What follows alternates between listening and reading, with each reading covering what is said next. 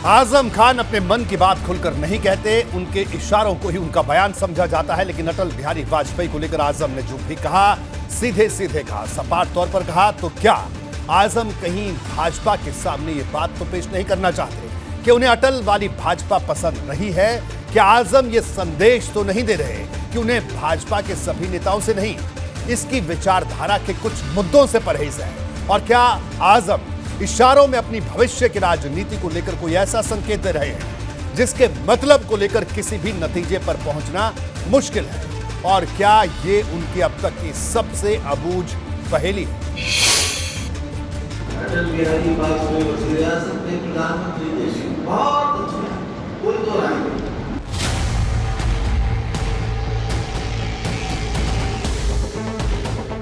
कोई और मौका होता, कुछ साल पहले की बात होती, तो आजम खान की ये अटल वाणी शायद ही किसी को चौंकाती। लेकिन अगर मौका ईद का हो और आजम 27 महीने तक जेल में रहने के बाद पहली बार अपने साथियों के बीच ईद पर मन की बात कह रहे हैं और बोलते बोलते अचानक देश के पूर्व प्रधानमंत्री और भाजपा के दिग्गज नेता रहे अटल बिहारी वाजपेयी की यूं तारीफ करने लगे, तो जाहिर है कोई भी हैरान होगा। अच्छी बात है ना, अच्छी चीज़ की तारीफ सबको करनी चाहिए और हमारी पार्टी सकारात्मक मन से धरातल पे काम कर रही है और अच्छी चीज़ को अच्छे कहना में कोई गुरेज नहीं है और तमाम विपक्षी दल के नेता आज आगे बढ़ के कह रहे हैं, अच्छी बात है। रामपुर में सपा के दफ्तर दारुल आवाम पर आजम ईद पर साथियों के बीच थे। यहाँ उन्होंने दिल का दर्द बयां किया, बताया कि सीतापुर की जेल में वक्त तन्हाई में गुजरा।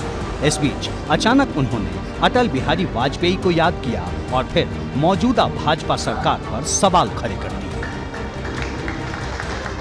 आज सरकारी संस्थाएं दम तोड़ गई,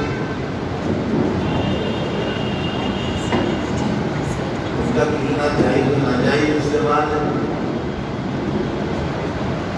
ये कानून बनाए हुए कांग्रेस के थे, सारे कानून के साथ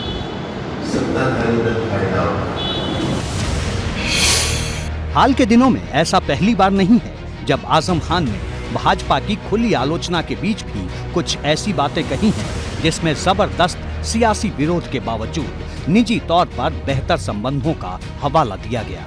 पिछले दिनों एबीपी गंगा को दिए गए इंटरव्यू में आजम ने सत्ता में रहते हुए विरोधियों से बदला लेने या फिर उन्हें परेशान करने जैसे आरोपों को खारिज कर दिया था।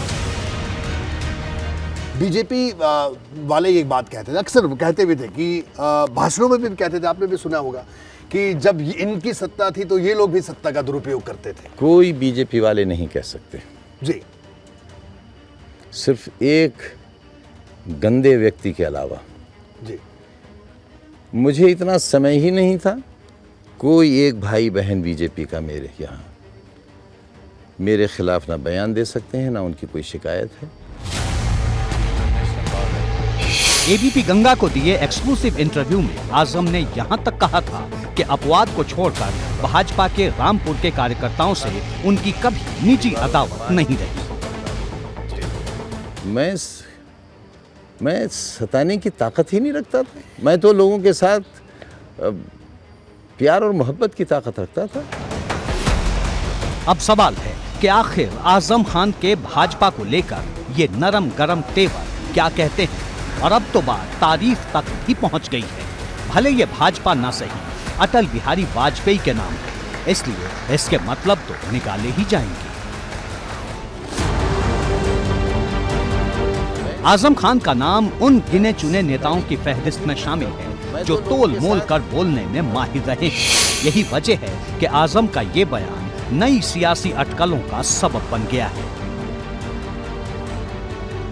एबीपी गंगा के लिए ब्यूरो रिपोर्ट।